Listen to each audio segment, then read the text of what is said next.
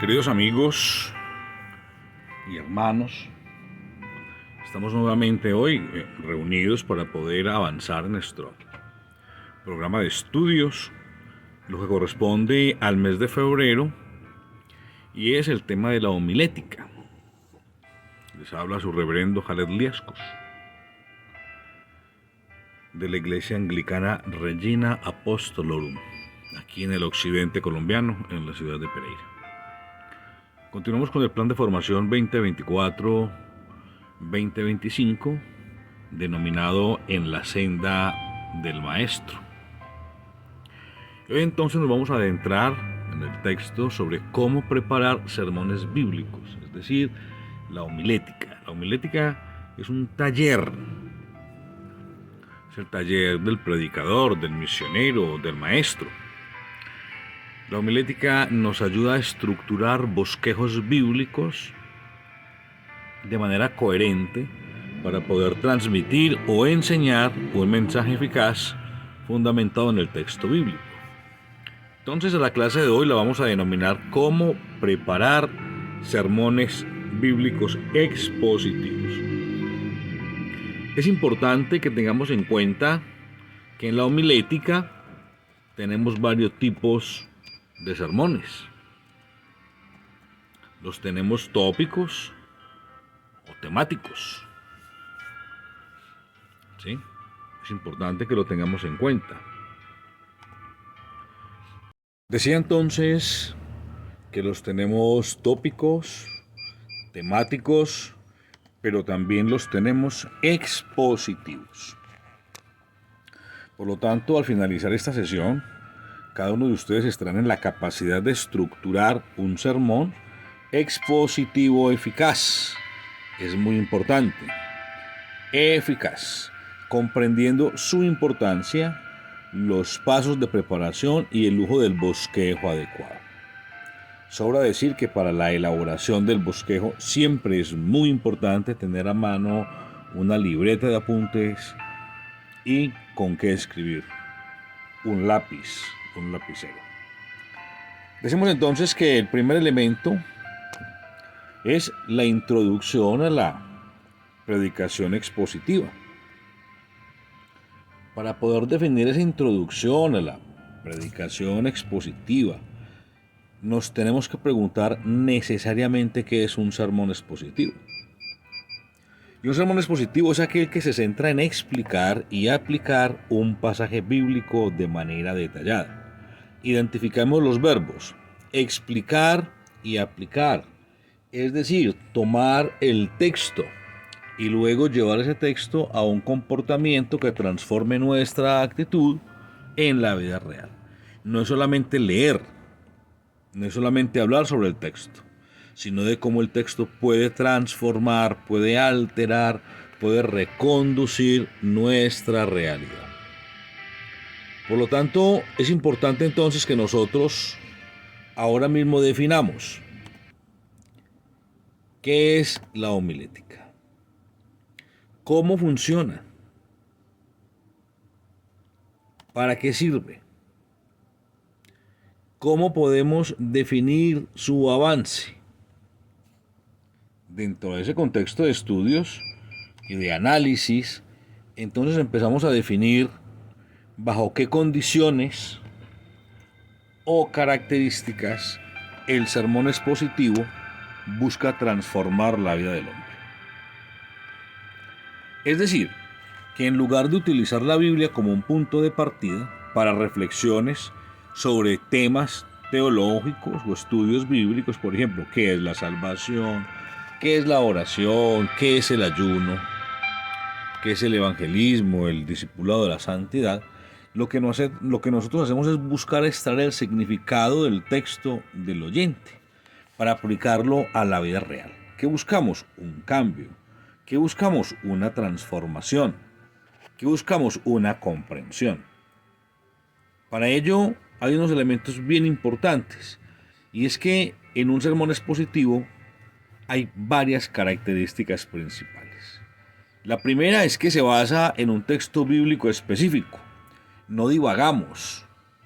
en diferentes textos bíblicos con diferente orientación temática. No, nos centramos en el texto bíblico específico. Luego, en el significado del pasaje en su contexto original. Es decir, debemos acercarnos a los usos y tradiciones de los tiempos bíblicos para saber qué figuras literarias, para saber qué características y costumbres mediaban el comportamiento de los individuos sobre los cuales recae o nace o se desarrolla el mensaje bíblico. Y finalmente aplicar las verdades del texto a la vida contemporánea. Es aquí donde nosotros, y yo particularmente, vuelvo a hacer énfasis en la hermenéutica de la liberación, de la teología latinoamericana de la liberación, la circularidad hermenéutica. Es decir, hoy tenemos un problema, buscamos este problema en el texto bíblico y a partir de allí observamos cómo este problema es abordado y concluimos cómo lo podemos abordar hoy buscando la solución del problema. Un segundo elemento dentro de esta introducción es la importancia de la predicación expositiva.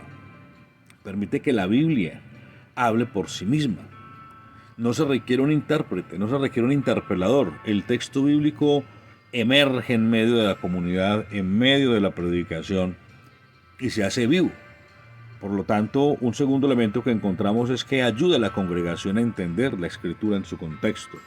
Y finalmente previene la interpretación subjetiva o errónea de la palabra, lo que significa que no es lo que el líder, el ministro de la palabra, el predicador quiere decir, sino que es cómo la palabra emerge, transformando la vida del oyente. Luego de haber entendido lo que es, en este contexto, la introducción de la predicación expositiva, con sus puntos 1, que es el sermón expositivo, y 2, la importancia de la predicación expositiva, vamos a transcurrir o a dirimir el segundo elemento importante. Y el segundo elemento importante, la segunda gran división dentro de este contexto, es los pasos requeridos para preparar un sermón expositivo. Y aquí encontramos definidos varios pasos. Básicamente encontramos 4 pasos. Esta es la parte de la aplicación práctica de esta conferencia. El primero debe estar enfatizado en la selección del pasaje. Es importante recordar, queridos hermanos, muy importante,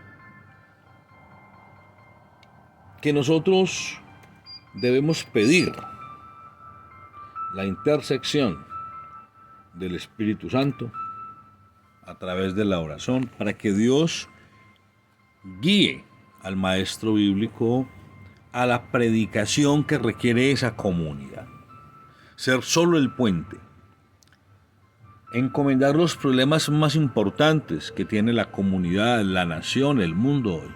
Y a partir de ahí buscar el texto. Entonces, para esta sección vamos a encontrar en la construcción del bosquejo, vamos a encontrar la selección del pasaje. Vuelvo y digo, debe ser un fragmento que tenga una idea clara y completa. Utilizaremos para este ejemplo el texto de Filipenses capítulo 4, verso 6 y el verso 7, que dice de la siguiente manera: por nada estéis afanosos, sino sean conocidas vuestras peticiones delante de Dios en toda oración y ruego con acción de gracias. Y el verso 7, y la paz de Dios que sobrepasa todo entendimiento, guardará vuestros pecados y corazones en Jesucristo Señor nuestro. Por lo tanto, encontramos que en este texto, luego de la selección del texto, es necesario manejar 3 ámbitos bien definidos, en los cuales entra la exégesis del texto. Es decir, estudiamos el pasaje en su contexto, hacemos un trabajo hermenéutico definitivo, donde podemos entender desde la perspectiva histórica qué está pasando en ese momento para que el apóstol Pablo escriba esta carta personal a la iglesia de Filipos, de los filipenses. El segundo elemento es el texto literario. Nos damos cuenta que aquí el texto literario hace parte del género carta, el género epistolar, que se encuentra en el Nuevo Testamento. Y teniendo en cuenta que en el Nuevo Testamento el mensaje central es el Evangelio, la buena nueva de salvación, la vida en Cristo, podemos entender entonces qué enseña sobre Dios y la fe. Entonces, si el contexto del Nuevo Testamento son las buenas nuevas de Jesús, la salvación en Cristo y su permanencia en Él, desde el aspecto teológico, ¿qué enseña sobre Dios y sobre la fe? Definimos la palabra fe y definimos a Dios desde la perspectiva del cristiano. Por lo tanto, luego de tener claridad sobre la exégesis del texto bíblico y la selección del pasaje, entonces identificamos el tema central. Y el tema central que aglutina los versos 6 y 7 va a ser que la paz de Dios que sobrepasa todo entendimiento. Hablamos de paz, la de Dios, no la del hombre, la de Dios. Y cómo esta paz sobrepasa todo entendimiento. Por lo tanto, ya procedemos a tomar nota y a desarrollar el bosquejo. Un bosquejo es una lista de anotaciones, una lista de chequeo, donde nosotros definimos 6 elementos muy puntuales. El primero de ellos es el título. ¿Sí? Entonces, para nuestro caso, Filipenses 4, 6, 7, el título va a ser La paz de Dios en medio de la ansiedad. Claro, porque tenemos que traer el texto al día de hoy, ¿cierto? No se angustie vuestro corazón. Hablamos de la ansiedad, de lo que va a pasar mañana, de lo que va a venir, la perturbación de ánimo y de espíritu que aleja nuestra tranquilidad. Entonces, la paz de Dios en medio de la ansiedad. Texto, Filipenses 4, 6, 7. Y luego en este texto nosotros vamos a desarrollar 3 ideas principales. Primero, en la primera parte del verso 6, vamos a encontrar una clara prohibición de la ansiedad. Sobre este elemento, como el texto es expositivo, pues empezamos a desglosar lo que es la ansiedad hoy, lo que se entendía como ansiedad en la época de Jesús. Y como una subdivisión de ese primer punto, la invitación a no preocuparse por nada. Encontremos que ahí hay una especie de contraposición conceptual. Prohíbo que estés ansioso, pero te invito a que no te preocupes por nada. Es decir, es un abandono de un estado de ánimo a otro estado de ánimo. Y aunque para nosotros sea imposible, hay que recordar que esto es lo que hace Dios. El segundo elemento tiene que ver con la prescripción de la oración, en la segunda parte del verso 6. Dice, presentad vuestras peticiones con acción de gracias. Es decir, hay que invitar a la comunidad a agradecer. Extraemos del texto bíblico que cada que hay una oración peticionaria sobre la cual queremos algo de Dios, damos gracias. Y damos gracias porque por la fe entendemos que esto se cumple en los tiempos de Dios. Y explicamos que los tiempos de Dios no son los tiempos de los hombres y que los tiempos de Dios son perfectos. Ahora, la prescripción de la oración va en sintonía con las peticiones. Es decir, oramos peticionando, pero también agradeciendo. Por la escucha, por el amor y por la acción de Dios, que son elementos puntuales que se dan en el contexto de la oración. Y finalmente encontramos la tercera gran división. Pues para efectos de esta clase hemos hecho solo 3 divisiones y 3 subdivisiones. En la división, en el verso 7, vamos a encontrar la promesa de paz, ¿cierto? Pero esa promesa de paz va acompañada de otros elementos. Primero, la paz de Dios que guardará los corazones, pero también guardará los pensamientos. Es decir, que permite la tranquilidad de corazón y de pensamiento. Y debemos empezar a desarrollar estos conceptos. Si observamos entonces, estas 3 grandes divisiones están en juego elementos completamente conceptuales que tienen que ver con los estados de ánimo y la alteración de los estados de ánimo de las personas que se sienten afligidas o consternadas por lo que hoy no tienen y esperan o por lo que va a ocurrir mañana y frente a ello no tienen nada concreto y definido. Luego de estas 3 divisiones, a grosso modo con sus 3 subdivisiones, división número 1, la prohibición de la ansiedad, ese es positivo, lo encontramos en el verso 6a, la prescripción de la oración en el verso 6b y la promesa de la paz. Deje la ansiedad, ore y reciba la paz. Ese es el mensaje que encontramos en el texto de Filipenses. Ahora pasamos a la parte de la aplicación práctica, es decir, cada sermón debe responder cómo aplicamos esta verdad a la vida hoy. Por eso es un taller y aquí entra la hermenéutica. Cómo hoy podemos estar tranquilos en la paz, cómo hoy podemos estar imperturbables ante las situaciones de un mundo cambiante que cambian nuestra perspectiva de la realidad. Entonces es aquí donde el predicador, el maestro, el ministro de la palabra tiene que tener la suficiente habilidad para entender a su comunidad y para poder hacerle ver a los hombres que de acuerdo al verso 6b, donde se habla sobre la necesidad de la oración y de la petición con acción de gracias, fortalecer el tema de la fe. Y podemos incluir un texto secundario para fortalecer la aplicación práctica. La aplicación es qué debemos hacer hoy. Y esto es mejor entenderlo desde la perspectiva de la fe. El texto de Hebreos 11.1 va a hablar perfectamente sobre lo que es la fe. Después la fe, la certeza de lo que se espera, la convicción de lo que no se ve. Es decir, donde el obrar de Dios opera de manera milagrosa y transforma la vida del individuo. Y terminamos con el elemento número 6, que es la conclusión y el llamado, ¿cierto? Se realiza una oración reafirmando el mensaje, recuperando cada uno de los tres elementos, una invitación a decirle, el hermano, por favor, recuerde que en Cristo podemos colocar nuestras peticiones para que el Señor cambie nuestra mente, para que tranquilice nuestro corazón, para que tome esas enfermedades que hemos somatizado a causa de la angustia, del estrés, de la ansiedad que hoy perturban la vida del individuo. O sea, hablar de estos elementos desde la oración, haciendo énfasis sobre la prohibición de la ansiedad, nos va a llevar a invitar al hermano a decirle que hoy en Cristo encontramos la paz. Que bien dice el Evangelio, Él es nuestra paz. Jesús mismo dice en el texto de Juan, mi paz os dejo, mi paz os doy, no como el mundo la da. Mi paz os dejo, mi paz os doy. Y se reafirma, la paz de Dios guardará sus corazones y pensamientos. No pensemos en lo que nos afecta. O sea, esta es el tipo de construcción conceptual sobre la cual debemos concluir y decirle al hermano el llamado. Pasen adelante o levanten la mano los que tienen las peticiones delante de Dios, sus angustias, sus preocupaciones, sus enfermedades, para que Dios dé paz de acuerdo a la necesidad de cada uno. Y entonces aquí donde la comunidad pasa al frente o levanta la mano en el lugar que está y hace una oración de fe, en la cual hay liberación, queridos hermanos, y en la cual también hay sanidad.